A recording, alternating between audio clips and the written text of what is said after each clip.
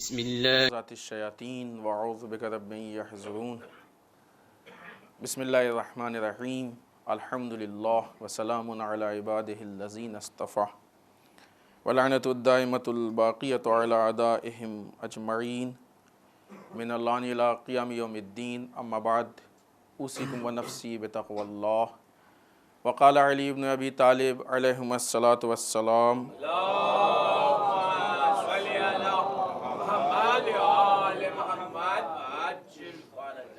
لا قربۃ بالنوافل اذا اضرت بالفرائض۔ عزیزان محترم، اس پہلے خطبے میں حسب دستور سب سے پہلے اپنے نفس کو پھر آپ سب کو تقوی پروردگار کی طرف دعوت دیتے ہوئے، اس لیے کہ انسان کی زندگی کی کامیابی، زندگی کا مقصد تقوی پروردگار میں ہے، لہٰذا ہر انسان کو اپنی زندگی کے ہر لمحے میں تقوی پروردگار کے ساتھ ہونا چاہیے۔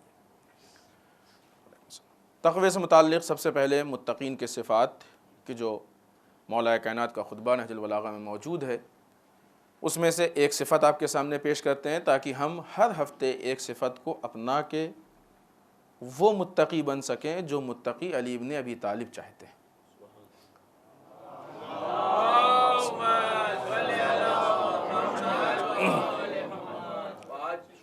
مولا صفات میں ارشاد فرماتے ہیں، آپ کو معلوم ہے کہ ہر ہفتے ہم ایک صفت پیش کرتے ہیں، اسی سلسلے سے مولا ارشاد فرماتے ہیں کہ متقی وہ ہیں کہ انہیں دنیا بہت گرفتار کرنا چاہتی ہے لیکن وہ اس دنیا کو فدیہ دے کے اپنے آپ کو چھڑا لیا کرتے ہیں۔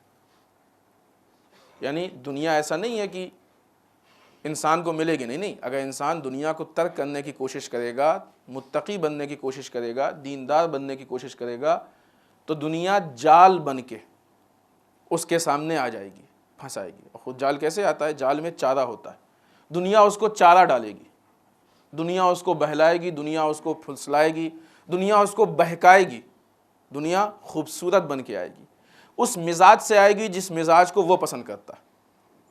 اسی طریقے سے تبدیل ہوتی نا، راستہ اسی طریقے سے تبدیل ہوتا ہے۔ دنیا اس طریقے سے آئے گی، لیکن یہ سمجھدار انسان جب دنیا کو اپنے سامنے دیکھے گا تو مومن بیوقوف نہیں ہوا کرتا ہے، مومن سمجھدار ہوتا ہے، مومن عقل مند ہوتا ہے۔ مومن کو اسلام کی بنیاد، اسلام کے بیس معلوم ہوتے ہیں، لہٰذا کبھی بھی مومن اسلام کے نام پہ بھی بے دینی کو نہیں لیتا ہے، بہکتا نہیں ہے، اس لیے یہ پہچان جائے گا۔ اب وہ اور بات ہے کہ اس دنیا سے چھٹکارا پانے کے لیے اس کو فدیہ بھی دینا پڑے تو فدیہ دے کے بھی اپنے آپ کو بچا لے گا۔ اتنا آسان نہیں دنیا سے چھٹکارا پانا۔ دنیا سے چھٹکارا پانے کے لیے انسان کو قربانی دینی پڑتی ہے، فدیہ دینا پڑتا ہے۔ اگر خواتین حجاب کرتی ہیں تو بعض جگہوں پہ لوگ ان کو کہتے ہیں برا بھلا، ان کو برداشت کرنا پڑے گا۔ اگر آپ مکس گیدرنگ میں نہیں جاتے ہیں تو آپ کو لوگ لعن طعن کریں گے، برا بھلا کہیں گے، آپ کو برداشت کرنا پڑے گا۔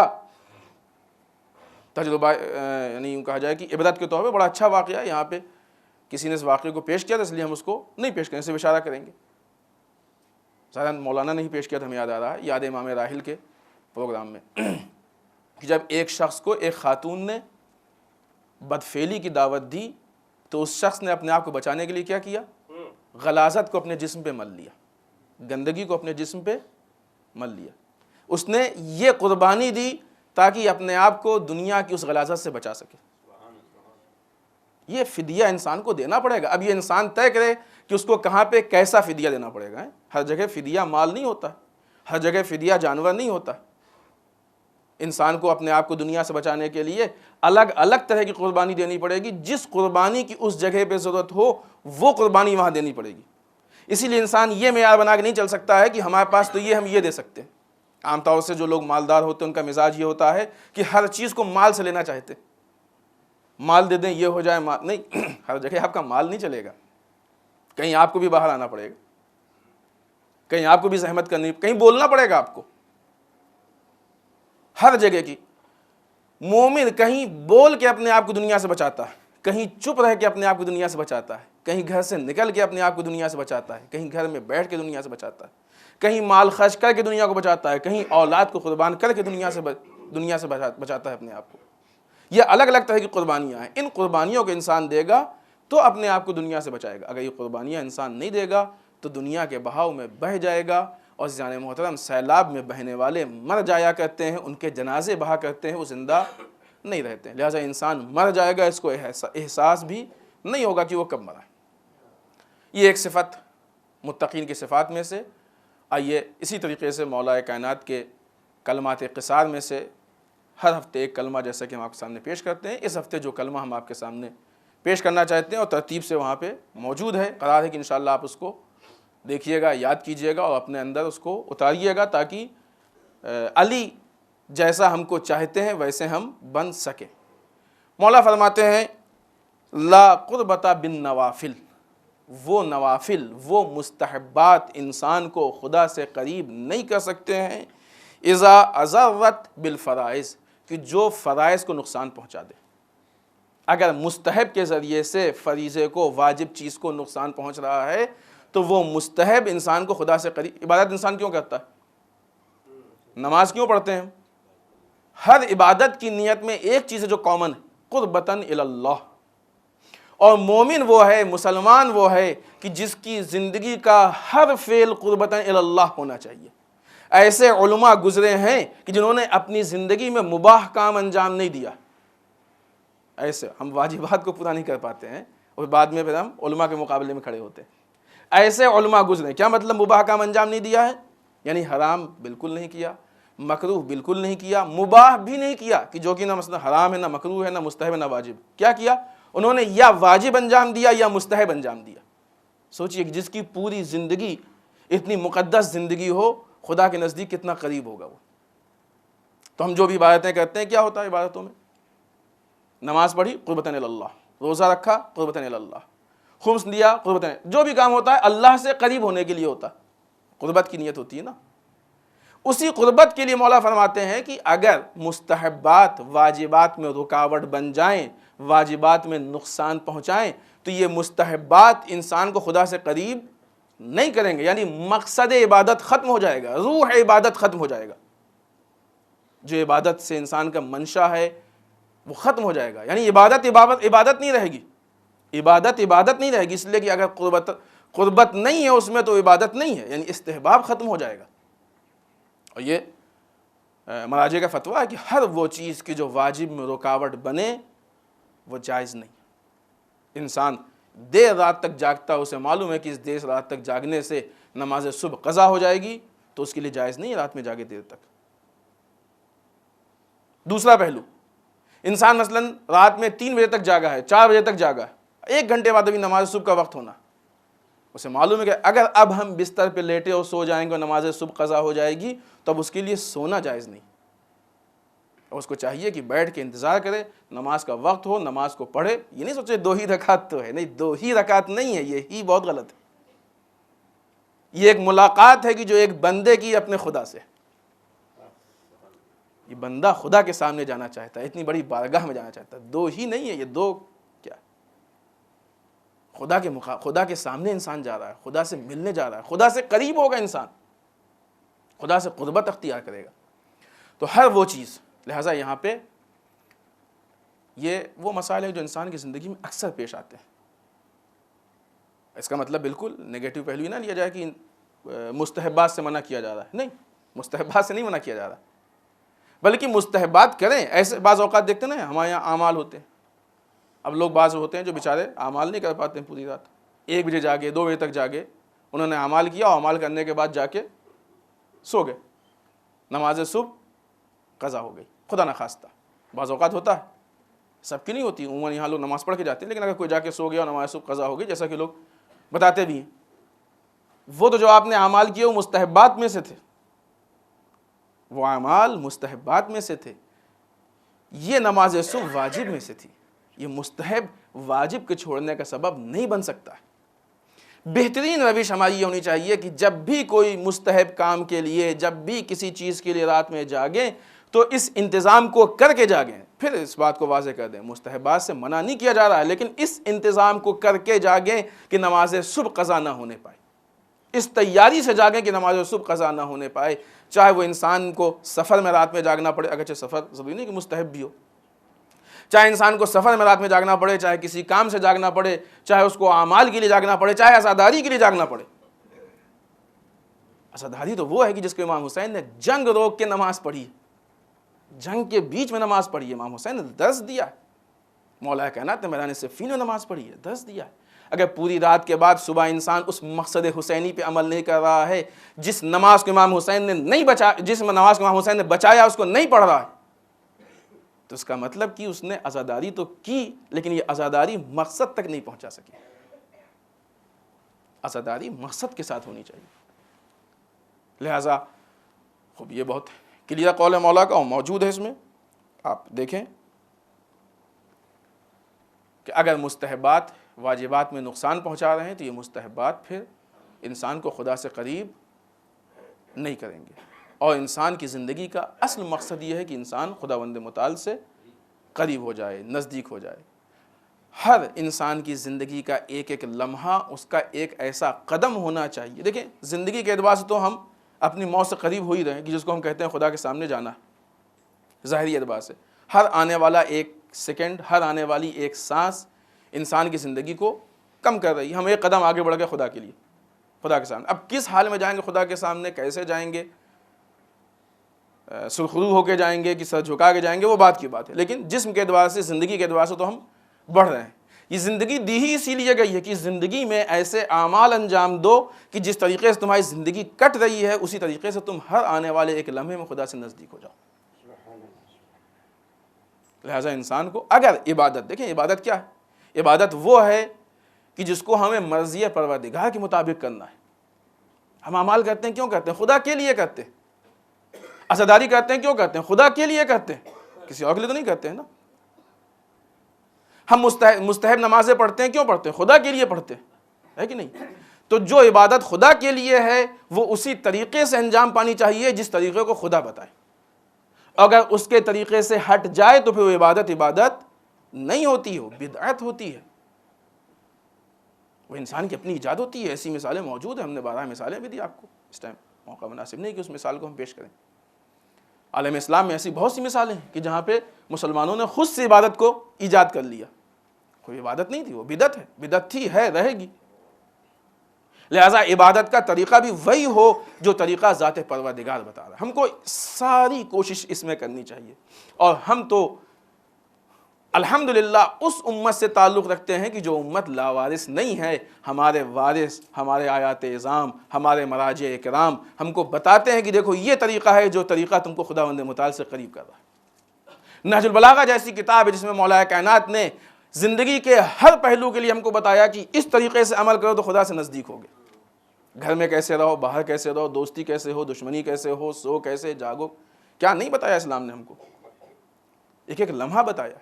اگر انسان اس پہ عمل کرے تو واقعی انسان خداوند متعال کی واقعی اور حقیقی عبادت کرے گا، کہ جس عبادت کے نتیجے میں انسان خداوند متعال سے قریب و نزدیک ہوگا۔ آئیے بارگاہ پروردگار میں ہم دعا کرتے ہیں کہ ہم کو حقیقی اور واقعی عبادت اور معرفت پروردگار کی توفیق عنایت فرما۔ بسم اللہ الرحمن الرحیم۔ انا اعطیناک الکوثر فصلی لربک وانحر انا شانئک هو الابتر۔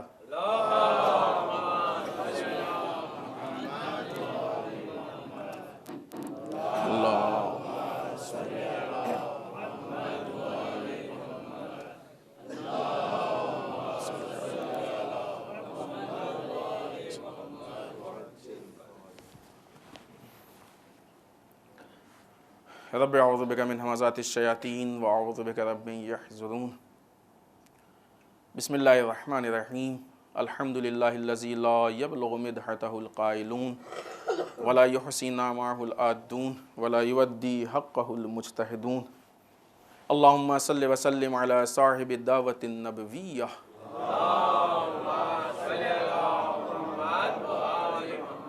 والصولة الحیدریہ۔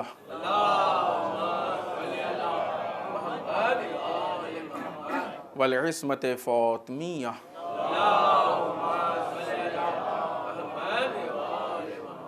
والحلم الحسنیہ۔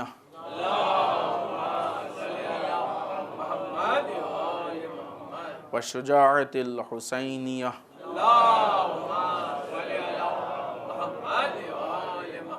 والعبادت السجادیہ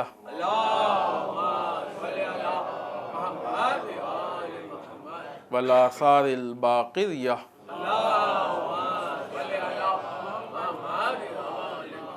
والمعصر الجعفریہ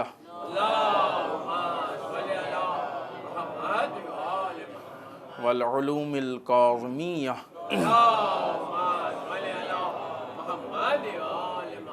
والرضاء الرضویہ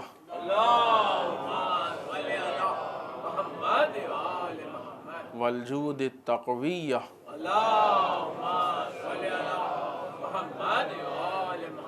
والنقاوة النقویہ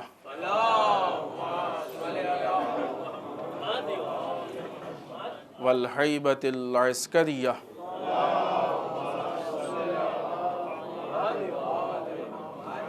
والغیبة الہیہ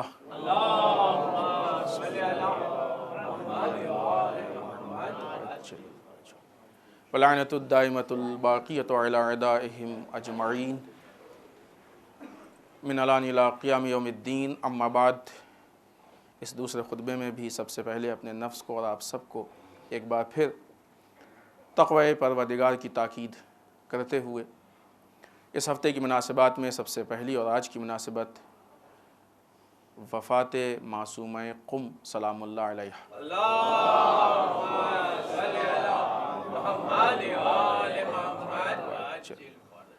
یہ وہ خاتون ہے کہ جو آج پوری دنیا میں مرکز انقلاب ہے. بی بی کا وہ حرم ہے کہ جس حرم سے جو انقلاب اٹھا تو اس کے اثرات کسی نہ کسی شکل میں دنیا کے ہر ملک میں آپ کو نظر آئیں گے. کوئی اپنے مذہب میں زیادہ پابند ہو گیا تو کسی نے اسلام کو پہچان لیا، کسی نے مکاری و عیاری شروع کر دی اپنی سیاست میں تو کسی کی سیاسی مکاری اور عیاری ٹوٹ گئی. اس لیے کہ یہ وہ مرکز ہے کہ جس مرکز سے عملی طور پہ مکمل دین لوگوں کے سامنے پیش کیا گیا. یہ عملی کی قید ہم نے لگائی ہے. اس کا مطلب یہ نہیں کہ پہلے والوں نے نہیں پیش کیا، پہلے والوں نے پیش کیا. ان کے حالات ایسے نہیں تھے، حکومت نہیں تھی کہ مکمل دین کو پیش کرتے، لیکن جب حکومت ہاتھ میں آئی تو مکمل دین پریکٹیکل طریقے سے لوگوں کے سامنے پیش کیا گیا کہ دیکھو یہ دین. اس عظیم عطا کا مرکز اس بی بی کا حرم ہے. وہ حرم سے ملا ہی مدرسہ فیضیہ ہے، مدرسہ دارالشفا ہے. مدرسہ فیضیہ وہ مدرسہ ہے کہ جہاں سے انقلاب کی بنیاد پڑی. بہت بڑے بڑے پروگرامز ہوئے وہاں پہ انقلاب سے متعلق، بہت لوگ جمع ہوئے، بڑی بڑی ریلیاں ہوئیں، بہت کچھ. اور آپ بھی آج بھی جب اس طرح کے مسائل ہوتے ہیں تو ان ساری چیزوں کا سینٹر حرم حضرت معصومہ ہے ہر طرح سے. یعنی اس کا مطلب نہیں کہ صرف سیاسی نعوذ باللہ ہے، ورنہ کسی کو موقع نہ مل جائے کہے کہ بی بی کا حرم تو نعوذ باللہ صرف نہیں، مذہبی اعتبار سے بھی 21 ماہ رمضان، عاشوراء اور جو دوسری شہادتیں ہیں، معصوم حضرت صدیقہ طاہرہ سلام اللہ علیہا کی شہادت،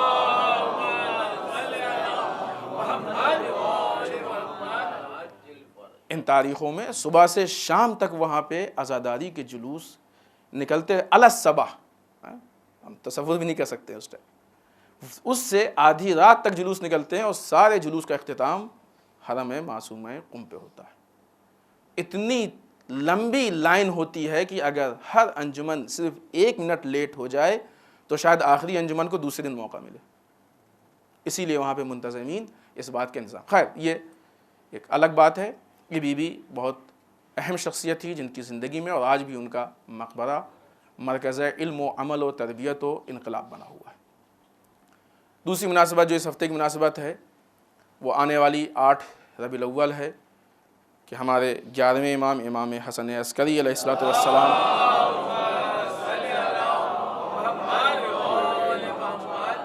کی تاریخ شہادت ہے. سن 260 ہجری میں 28 سال کی عمر میں آپ شہید ہوئے ہیں. آپ کو معتمد عباسی نے زہر دیا تھا، اس زہر دغا سے شہید ہوئے ہیں. تقریباً 6 سال آپ کی مدت امامت ہے، بڑی مختصر مدت امامت. ان حالات میں آپ اس دنیا سے رخصت ہوئے ہیں. یقیناً جیسا کہ ہمیشہ کہا کرتے ہیں، پھر کہیں گے کہ آپ ان سیرتوں کو پڑھیں. خود امام عسکری کا لقب عسکری، خود اس کے پیچھے ایک بہت بڑا بیک گراؤنڈ ہے. انہیں شاید کسی موقع پہ بتایا بھی ہے، کسی ولادت یا شہادت کے موقع پہ. اس کے پیچھے خود ایک بہت بڑا بیک گراؤنڈ ہے. کیوں امام کا نام عسکری؟ آپ کے محلے میں اتنی فوجیں لگا دی گئی تھیں کہ محلہ فوجی چھاؤنی میں تبدیل ہو گیا تھا. اس لیے لوگ کہتے تھے کہ وہ محل عسکر کہتے ہیں عربی میں فوج کو، عسکری یعنی وہ جگہ کی جہاں پہ فوجیں ہیں. لہٰذا اتنی زیادہ تھیں کہ آپ کا خطاب ہی عسکری پڑ گیا. کتنے سخت حالات میں امام زندگی گزار رہے تھے. تیسری مناسبت جو اس ہفتے کی مناسبت ہے، 9 ربیع الاول عید الزہرہ. یہ مناسبت بڑی اہم مناسبت ہے تاریخ اسلام کی. کئی دوسری مناسبتیں بھی اس میں موجود ہیں. ہمارے وقت کے امام کی امامت کا پہلا دن بھی ہے اسی دن، آپ کی تاجداری کا، اور بہت ساری مناسبات اس دن کے لیے موجود ہیں. اس دن کو لے کے ہمارے درمیان بہت زیادہ کنفیوژن پیدا کیا جاتا ہے. عزیزان محترم، یہ وہ دن ہے کہ جس دن انسان 2.25 مہینے عزاداری منا چکا ہے. یہ بیک گراؤنڈ انسان کے ذہن میں رہے. عزاداری کیا ہے؟ امام حسین کی یاد، مقصد حسین کی یاد، مقصد حسین کو زندہ کرنا، مقصد حسین کو لوگوں تک پہنچانا. امام حسین نے مقصد کیا بیان کیا ہے؟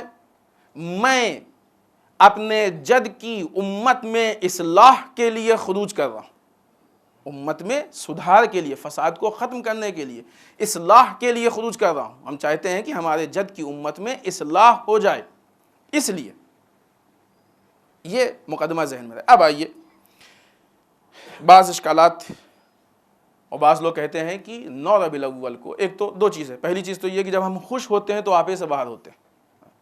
عید الفطر میں، عید الاضحیٰ میں، اسی طریقے سے عید الزہرہ میں بہت سے ایسے جوان ہیں کہ جو سیدھے پکچر ہال دکھائی پڑتے ہیں. کیوں؟ اس لیے کہ وہ پابندی جب سے لگی ہوئی ہو اور ختم ہو گئی. یہ بہت بڑی انسان کی جو ہے وہ ایک بھول ہے کہ جس کی وجہ سے انسان اپنے سارے اس مجموعے میں، اس خزانے میں آگ لگا رہا ہے جس کو اس نے بڑی مشکل سے جمع کیا. 1 مہینے آپ نے عبادت کی اور 31ویں دن آپ نے ایک آگ لگا دی کہ وہ سب کو جلا دیا. 2.25 مہینے عبادت کی اور اس کے بعد اگلے دن آپ نے یہ ثابت کر دیا کہ ان عبادتوں کا ہماری صحت پہ کوئی اثر نہیں پڑا، ہم جیسے تھے ویسے ہی. خاص طور کے ایسے حالات میں کہ جبکہ یہ تبلیغ کی جائے کہ 9 ربیع الاول کے دن یا اس موقع پہ 3 دن کے لیے قلم روک لیا جاتا ہے، جو دل چاہے کرو. ارے کیسے کوئی کہہ سکتا ہے؟ کتنی بچکانہ اور بیوقوفانہ بات ہے یہ. تو قلم روک لیا کیوں؟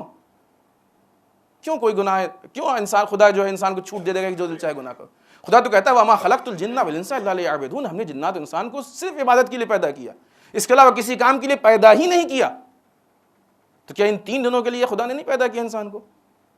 آیت کے مقابلے میں آئیں گے آپ. بسم اللہ الرحمن الرحیم. فَمَن يَعْمَلْ مِثْقَالَ ذَرَّةٍ خَيْرًا يَرَهُ وَمَن يَعْمَلْ مِثْقَالَ ذَرَّةٍ شَرًّا يَرَهُ. جس نے ایک مثقال کے برابر خیر کو انجام دیا وہ دیکھے گا، جس نے ایک مثقال کے برابر شر کو انجام دیا وہ دیکھے گا. 3 دن الگ ہو جائیں گے اس سے، یا 1 دن الگ ہو جائے گا اس سے. بسم اللہ الرحمن الرحیم. وَالْعَصْرِ إِنَّ الْإِنسَانَ لَفِي خُسْرٍ إِلَّا الَّذِينَ آمَنُوا وَعَمِلُوا الصَّالِحَاتِ. سارے انسان نقصان میں سوائے ان لوگوں کے کہ جو ایمان لائیں اور عمل صالح. کتنی آیتیں پیش کریں. کیوں یہ کنفیوز کیا جا رہا ہے؟ کیوں دین سے دور کیا جا رہا ہے؟ کہنے والا کہتا ہے صاحب یہ بھی حکم ہے، خدا کا قول ہے، وہ بھی خدا کا. نہیں، وہ کس نے آپ سے کہا خدا کا قول ہے؟ حدیث ہے. جیسا یہ کہا تھا کہ حدیث ہے، روایت ہے کہ جو دل چاہے کرو. پہلے تو اس پہ بحث ہو کہ روایت ہے کہ نہیں. یہ بہت اہم مسئلہ. یہ طے کرنا آپ کا کام نہیں ہے کہ روایت ہے کہ نہیں ہے.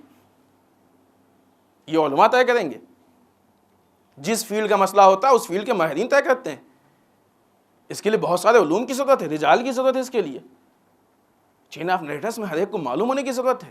حدیث کے موقع میں محل کی ضرورت ہے. پورا علم حدیث چاہیے اس کے لیے. آپ کیسے طے کریں کہ حدیث ہے کہ نہیں؟ یہ کہا جاتا ہے نا آج کل. پھر ہم ایک بات کہیں گے جس کو ہم اس سے پہلے بھی کسی خطبے میں کہہ چکے ہیں اور پھر کہہ چکے.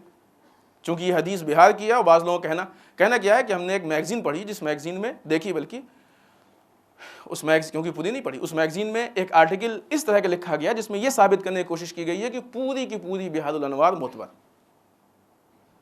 پوری کی پوری بہار الانوار معتبر. اس بیس پہ یہ حدیث پروف کی جاتی ہے. عزیزان محترم، ہمارے مذہب میں کوئی کتاب ایسی نہیں ہے کہ جس کو ہم یہ کہہ سکیں کہ پوری کی پوری آنکھ بند کر کے ہم مان سکتے ہیں. ہم یہاں پہ صرف ایک مثال دیں گے جس مثال کو دیا، دوسری بھی مثالیں ہیں لیکن نہیں دیں گے کیونکہ ہمیں معلوم ہے کہ اس کا مس یوز ہوگا۔ لیکن اگر آپ کو چاہیے تو خود بہار سے متعلق یا دوسری کتابوں سے متعلق ہمارے پاس بے انتہا ایسی باتیں موجود ہیں کہ جب ہم آپ کو بتائیں تو آپ خود سر پکڑ لیں گے۔ غلط نہیں ہے، وہ علماء نے کاوش کی ہے، کوشش کی ہے، وہ چیزیں ہمارے سامنے پیش کی ہیں، کبھی انہیں کہ انسان تصور کرے غلط کیا ہے، نہیں، بہت اچھا کیا۔ خدا بھی اسی حدیث کے لیے ہم توجہ کریں گے تو آپ کو سمجھ میں آئے کیوں حدیث ہے یہ۔ کسی کو نہیں کہہ سکتے آئیے جو مثال ہم دینا چاہتے ہیں، ہم نے اس کے پہلے بھی دی۔ پہلے بتا دیں ہم کہ ہم نے یہاں پہ خود کئی مرتبہ جناب صدیقہ طاہرہ کا مصائب پڑھا ہے کہ جس میں دروازہ ان پہ گرایا گیا، ہم خود مانتے ہیں کہ دروازہ گرایا گیا ہے۔ اسی بہار میں یہ موجود ہے کہ بی بی کے گھر میں دروازہ جلایا گیا اور گرایا گیا۔ اسی بہار میں یہ بھی ہے کہ ائمہ گھروں میں دروازے نہیں ہوتے تھے۔ جو لوگ یہ کہتے ہیں، بات ہماری نہیں ہے، پہچانے یہاں سے اس فرق کو۔ اگر ہم کسی کتاب کو ہاتھ میں لے کے کہیں کہ یہ کتاب پوری کی پوری معتبر ہے، تو اگر اس کتاب میں یہ لکھا ہے کہ اللہ 5 ہے تو یہ کہنے والا اللہ کو 5 مانتا ہے، اس کا مطلب یہی تو ہوا نا۔ مطلب کسی کتاب کو اگر ہم ہاتھ میں لے کے کہیں یہ کتاب پوری کی پوری معتبر ہے، اگر اس میں لکھا ہے کہ مثلا مولا کائنات امام نہیں تھے، تو جو کہہ رہا ہے پوری کتاب معتبر ہے، اس کا مطلب کہ وہ یہ مانتا ہے، تبھی تو کہہ رہا ہے پوری کتاب معتبر ہے کہ نہیں۔ جو انسان یہ کہہ رہا ہے، کنفیوز نہ ہو، یہ ہم نے مثال دی، ہم نہیں کہہ رہے ہیں، بلکہ جو یہ کہہ رہا ہے کہ پوری بہار معتبر ہے، وہ یہ کہہ رہا ہے کہ بی بی کے گھر پہ دروازہ نہیں تھا۔ جذبہ ایمانی اگر آپ کہے تو باب آئیے دیکھیے کس نے کہا ہے، وہ یہ کہہ رہا۔ نہیں کہہ سکتے ہم کہ پوری بہار معتبر ہے، کیسے کہہ سکتے ہیں؟ کسی عالم سے پوچھئے۔ علمی مسائل جاہلوں میں نہیں طے ہوتے ہیں، علماء میں طے ہوتے ہیں۔ کسی عالم سے پوچھئے، عالم آپ کو بتائے گا کہ کیسے۔ لہذا کیسے کہہ سکتے ہیں کہ حدیث؟ پہلے آپ تحقیق کیجئے، حدیث کی چین اور نریٹر دیکھیے، موقع محل دیکھیے۔ کیسے ہو سکتا ہے کہ انسان 2 مہینے 8 دن یا حسین کر رہا ہے، 9ویں دن وہ کام کرے جو یزیدیت والے کام؟ اتنی تیزی سے کیسے انسان بدل سکتا ہے؟ وہ بھی عزادات بدل جائے گا اتنی تیزی سے؟ ممکن ہے یہ؟ ایک دوسری چیز، بالفرض اگر ہم نے ایمان بھی لیا کہ حدیث صحیح ہے، جو انسان 2 مہینے 8 دن اس بات کی کوشش کر رہا ہے کہ جو کہ کرنی چاہیے، نہیں کر رہا یہ ہماری خطا ہے، اس بات کی کوشش کر رہا ہے کہ میدان کربلا میں امام حسین نے جس چیز کو بچانے کی کوشش کی ہے، آج ہم اس کو بچانے کی کوشش کریں۔ اب اگر پہلے وہ نماز وقت پہ نہیں پڑھتا تھا تو اب پڑھنے لگے گا، پہلے جماعت سے نہیں پڑھتا تھا تو اب پڑھنے لگے۔ امام حسین نے میدان جنگ میں، جنگ کی حالت میں نماز جماعت سے پڑھائی ہے اور اصحاب حسینی نے پڑھی۔ اس موقع پہ کہہ سکتے تھے مولا تیر و تلوار چل رہے ہیں، کچھ لوگوں کو پڑھا دیجئے، کچھ لوگ بعد میں فرادہ پڑھیں گے۔ پڑھی کسی نے فرادہ؟ نہیں پڑھی۔ اہمیت جماعت بتا رہے ہیں، اہمیت نماز بتا رہے ہیں امام حسین، سمجھیں اس کو۔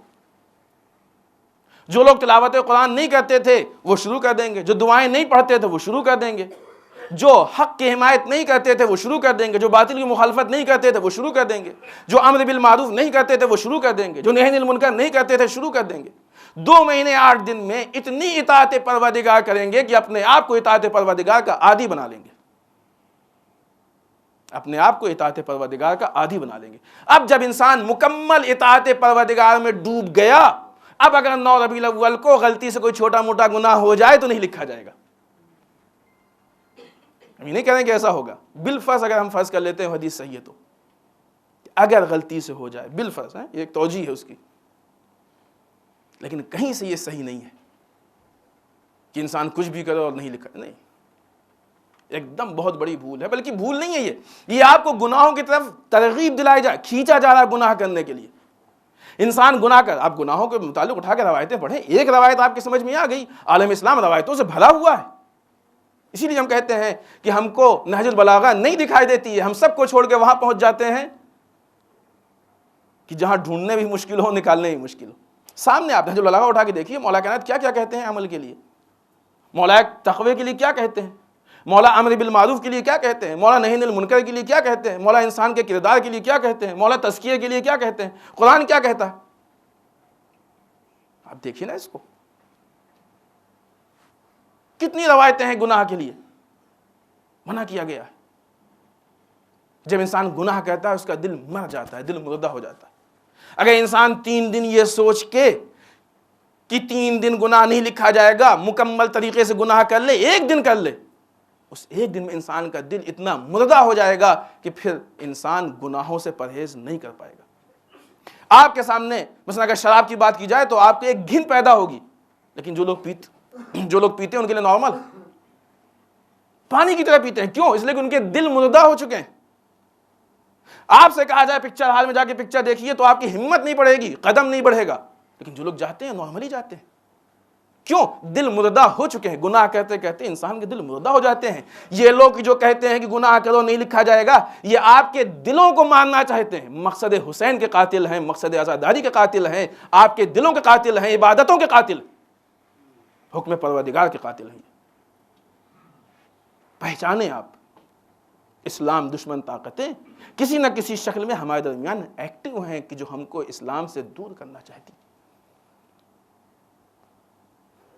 یہ وہ سازش ہے کہ جو ہم کو مقصد حسین سے، اصلاح سے دور کر رہی۔ لہٰذا 9 ربیع الاول کو ایسی کوئی بات نہیں کہ آپ جو بھی کیجیے اور سب کے سب بس لکھا نہیں جائے گا، نہیں ہو سکتا، عملی نہیں، ممکن ہی نہیں۔ مثلا اگر اسلامی حکومت ہو اور 9 ربیع الاول کو کوئی چوری کر لے، اس کا ہاتھ نہیں کاٹا جائے گا؟ کہیں ہے حکام میں ایسا؟ زنا کر لے اس کو سزا نہیں دی جائے گی؟ اسلام تو اسلام۔ آپ انسانیت کے طور پہ کسی نان مسلم کو یہ بات بتا کے دیکھیے، ہنسے گا آپ پہ۔ کیا بنا رہا ہوں؟ دین کا مذاق بنا رہا ہوں، مذاق اڑا رہا ہوں دین کا؟ اتنی بھی عقل نہیں ہے۔ یعنی وہ چیز ہے کہ جو اصلاً کامن سینس سے دور ہے، عقل سے دور ہے، منطق سے دور ہے۔ کیسے انسان اس کو کہہ سکتا ہے؟ غلط، بالکل نہیں جائز ہے۔ آپ پوری مکمل عبادت کی جیسے عبادت کرتے ہیں، آپ پوری مکمل اطاعت کی جیسے اطاعت کرتے ہیں، آپ اپنے آپ کو حرام کام سے بچائیے، آپ اپنے آپ کو مکروہات سے بچائیے، ایسا کچھ نہیں۔ ایک چیز۔ دوسری چیز کہ فلاں یا کسی کو جو ہے وہ گالی دینا نہیں، لعنت ٹھیک ہے، جائز ہے لعنت، تبرے کی اپنی شکل ہے، اس شکل کے ساتھ تبرہ صحیح ہے، واجبات میں سے ہے، لعنت واجبات میں سے ہے۔ لیکن گالی، جسے ہم اپنے یہاں گالی کہتے ہیں، گالی کا تعلق گالی دینے والے سے ہوتا ہے۔ گالی دینے والے کی شخصیت میں دلیل ہوتی ہے۔ کہا جاتا ہے صاحب گالی دینا جائز ہے، کس نے کہہ دیا جائز ہے؟ کون سی دلیل ہے آپ کے پاس جواز کے لیے؟ مخالفت میں 2500 روایتیں ہیں، بہت ساری باتوں کو ہم نہیں پیش کر سکتے، اتنا موقع نہیں۔ ہمیشہ یہ باتیں نیگیٹو کریکٹر سے دیکھنے میں آئی ہیں، روایتوں میں ہے فلاں بہت زیادہ گالی دینے والے تھے، حدیثوں میں یہ چیزیں موجود ہیں۔ آپ کدھر جا رہے ہیں پبلک کو لے کے؟ اپنوں کی طرف لے کے جا رہے ہیں یا غیروں کی طرف لے کے جا رہے ہیں؟ یہ بھی جائز نہیں۔ جو طریقہ ہے، جو اسلامی طریقہ ہے، اس طریقے سے آپ لعنت بھی بھیجیں، آپ تبادلہ بھی کیجیے، جو اسلامی طریقہ ہے، ہمارا منچاہا طریقہ نہیں، ہماری ذہنی خوشی نہیں، اس طریقے سے کیجیے۔ بہترین عید ہے، خوشی کے دن ہے، خوشی منائے انسان، لیکن اسلام کے دائرے کے اندر رہ کے منائے، ہے کہ نہیں؟ ایسا نہیں کہ اس دن اسلام کے احکام اور اسلام کے قوانین ختم ہو گئے۔ اگلی مناسبت بعض روایتوں کے حساب سے 10 ربیع الاول کو حضرت پیغمبر اکرم صلی اللہ علیہ وآلہ وسلم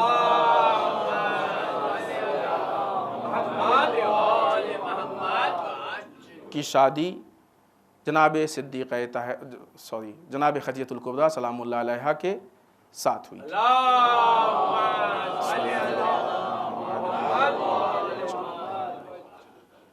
اور عالم اسلام کے حالات کے متعلق ابھی جمعرات کو ایک بہت بڑا سانحہ پیش آیا ہے، ایک بہت بڑا واقعہ۔ اسرائیلی پولیس نے فلسطینی 24 خیموں پہ رات میں حملہ کیا اور ان کو تہس و نہس و برباد کرنے کی کوشش کی۔ اس کے علاوہ پاکستان اور کوئٹہ کے حالات آپ کی نگاہوں کے سامنے ہیں، اس سے پہلے بھی ہم نے اس کو ذکر کیا تھا، پیش کیا تھا۔ آپ کو یہ بتا دیں کہ بہت ساری مناسبتیں ہیں آج کے دن، لیکن ظاہر سی بات ہے اتنی مناسبتوں کے بعد وقت نہیں۔ خود ابھی یہی 9 ربیع الاول والا مسئلہ ہم تفصیل سے ذکر کرنا چاہتے تھے، لیکن اتنا وقت نہیں ہے کہ اس سے زیادہ اس میں تفصیل سے پیش کیا جائے۔ پاکستان کوئٹہ کے حالات بہت برے حالات ہیں، اور افسوس کی بات یہ ہے کہ اب یہ حالات ٹرانسفر ہو رہے ہیں۔ ہم نے آپ سے بارہا کہا ہے کہ اگر مظلوم کی حمایت کے لیے ہم نہیں کھڑے ہوں گے تو کل کو یہ حملہ ہم پہ ہوگا۔ دکھ گیا وہ دن، آپ کو خبر ہوگی۔ پرسوں رات میں ایک مجلس کے درمیان یا اس کے بعد عزاداروں پہ گولی چلائی گئی، ایک عزادار شہید ہو گیا، کل اس کو دفن کیا گیا ہے شام میں۔ الحمدللہ ہمارا لاکھوں سلام ان عزاداروں پہ کہ جو اتنے بڑے حادثے کے باوجود کل کی مجلس میں اور کثرت کے ساتھ انہوں نے شرکت کی، چونکہ وہ خمسہ چل رہا ہے، دوسری مجلس میں حملہ ہوا، تیسری مجلس کل تھی، لکھنؤ کے علماء اور کثرت سے عزادار اس میں جمع تھے، الحمدللہ وہ مجلس خیر و عافیت سے ہو گئی۔ عزیزوں، لکھنؤ میں عام طور سے لوگوں کی کوشش ہوتی ہے شیعہ سنی جھگڑے کی، بہت سے لوگ کوشش کرتے ہیں، ابھی بھی پمفلیٹس چپکائے گئے، بانٹے گئے، پوسٹر لگائے گئے غلط طریقے سے، بہت سی حرکتیں ہوتی ہیں، لیکن اس نوعیت کا یہ حملہ یہ پہلی بار ہوا۔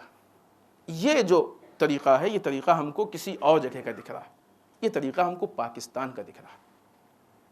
ایسے موقع پہ ہم کسی سے بات نہیں کریں گے، کیونکہ یہ جو حملہ کرنے والے ہیں یہ ڈھیلا، پتھر، اسلحہ، میں نہیں کہتے کہ وہ غلط نہیں ہے، وہ صحیح نہیں، غلط تو ہیں، واجب القتل ہے، سب کچھ ہے، ان کے خلاف کارروائی کرنی چاہیے، سب کچھ صحیح ہے، لیکن بات یہ ہے کہ ان کی کارروائی پہ رک نہیں جانا چاہیے، دیکھنا یہ چاہیے کہ یہ آ کہاں سے رہا، پاکستان میں کہاں سے آیا۔ پاکستان کے لیے کسی بڑی شخصیت کا کہنا ہے کہ پاکستان ملک نہیں ہے، پاکستان جنگل ہے، جس کا جو جب جہاں دل چاہتا ہے کر لیتا، کوئی نظام نہیں رہ گیا وہاں، کوئی سسٹم نہیں رہ گیا۔ کیوں؟ اس لیے کہ وہاں کی حکومت کمزور ہے، اس لیے امریکہ کا اتنا ہولڈ ہے کہ جو چاہتا ہے وہ کرواتا ہے۔ ہم اپنے ہندوستان کی حکومت سے اس بات کا سوال کرتے ہیں، کیا تم بھی پاکستان کی حکومت کی طرح کمزور ہو گئے ہو؟ کیا تم نے بھی اپنے آپ کو امریکہ کے ہاتھ بیچ دیا ہے؟ کیا تم نے بھی اپنے آپ کو اسرائیل کے ہاتھ بیچ دیا؟ اس سے پہلے آپ نے دیکھا سید احمد کاظمی کے کیس میں ایک طرف سے حکومت ہند کلین چٹ دیتی ہے کہ ایران کا کوئی ہاتھ نہیں، سارے پروف، سارے ثبوت اسرائیل کے خلاف ملے، اسی کے بعد کچھ دن بعد اس الزام میں کہ مثلا ایران کا ہاتھ تھا، احمد کاظمی کو اریسٹ کر لیا گیا۔ کیا اس بات کی دلیل نہیں ہے کہ اسرائیل کا ہولڈ ہو گیا؟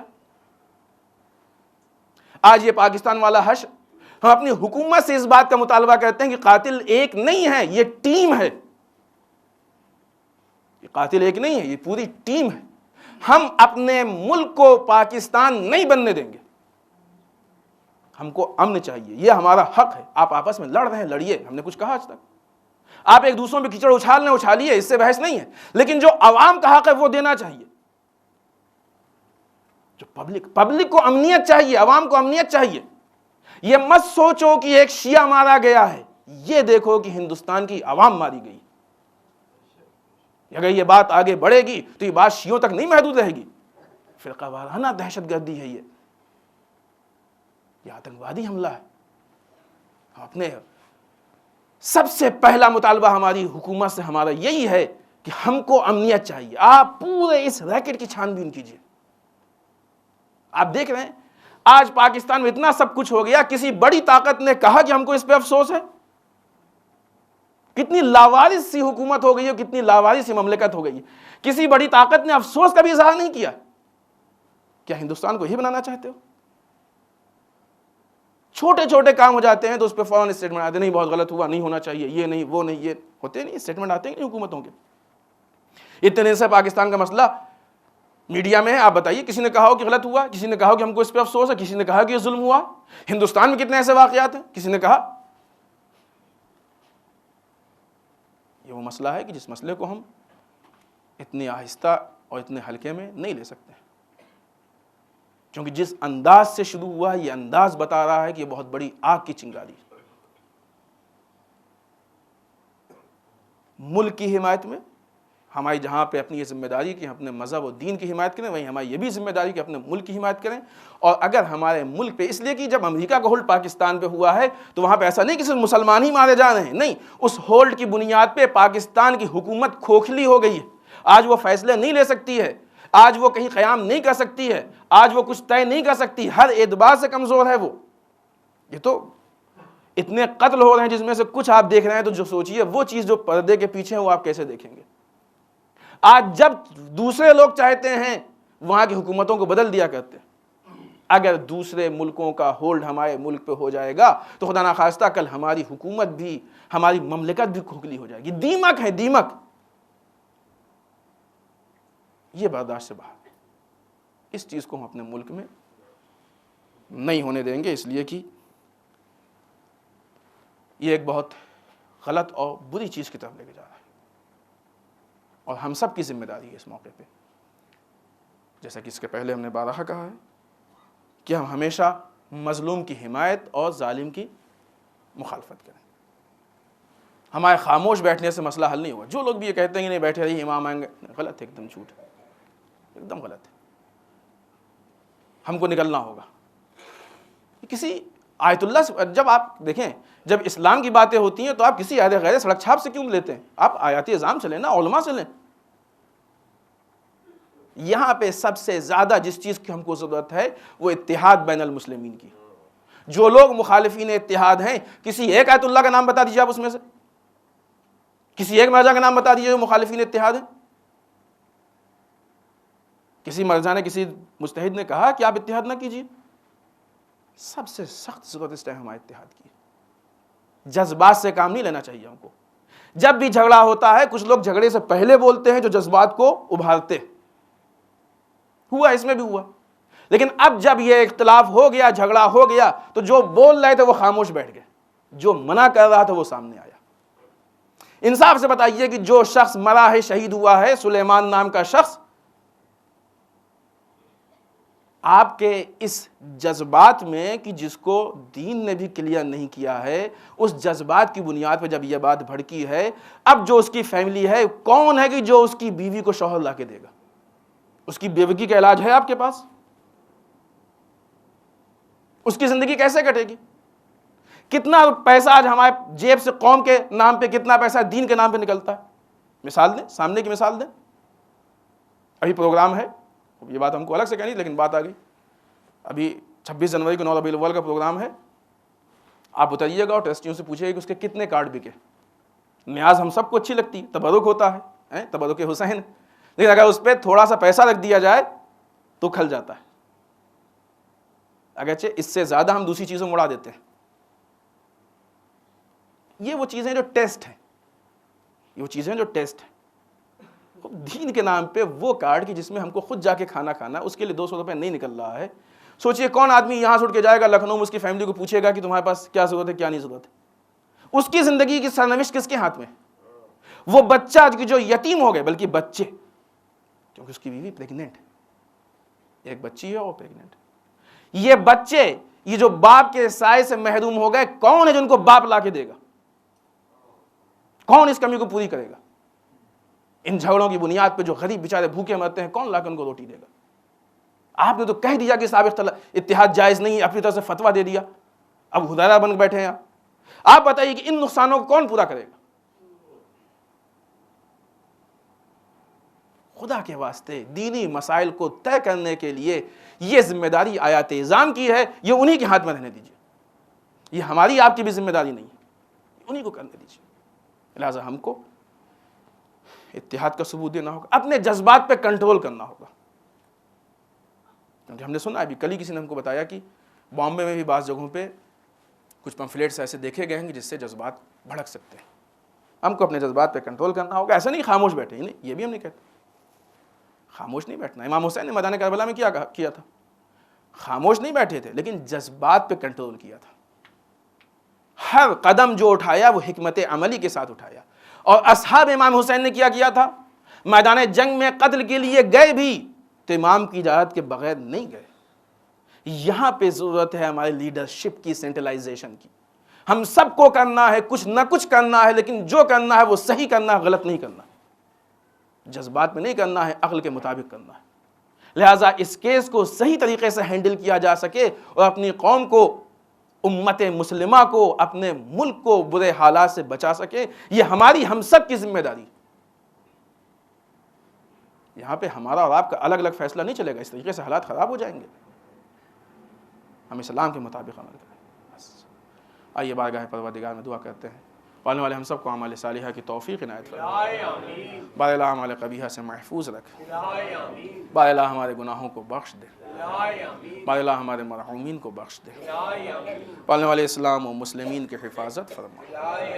بار الہ دشمنان اسلام کو نیست و نابود کر دے، بار الہ جو بیماروں نے شفائے کامل و عاجل عنایت فرما، بار الہ جو بے روزگار ان کو روزگار عطا فرما، بار الہ جو بس روزگار ان کی روزی میں خیر و برکت عطا فرما، بار الہ جو پریشان حال ان کی پریشانیوں کو دور فرما، بار الہ جو لاولد ان کو اولاد صالح عنایت فرما، بار الہ جو بھی دشمنان عزاداری دشمنان اہل بیت ان سب کو نیست و نابود کر دے، پالنے والے ائمہ اور اہل بیت کے چاہنے والے جہاں جہاں بھی ان کے جان مال ناموس عزت آبرو کی حفاظت فرما، پالنے والے آنے والی تاریخوں میں ہمارے جلوس ہمارے عزاداری کی حفاظت فرما، پالنے والے ہم سب کو معرفت ائمہ کی توفیق عنایت فرما، پالنے والے ہم سب کو اطاعت کی توفیق عنایت فرما، پالنے والے ہمیں صحیح عبادت کا طریقہ روشن فرما، بار الہ ہمارے علماء کا سایہ ہمارے سروں پہ باقی رکھا، بار الہ رہبر و مراجع کو طول عمر عنایت فرما، بار الہ ہمارے امام کے ظہور میں تعجیل فرما، ہمیں ان کے اعوان و انصار میں شریک ہونے کی توفیق عنایت فرما، ربنا تقبل منا انک انت السمیع العلیم،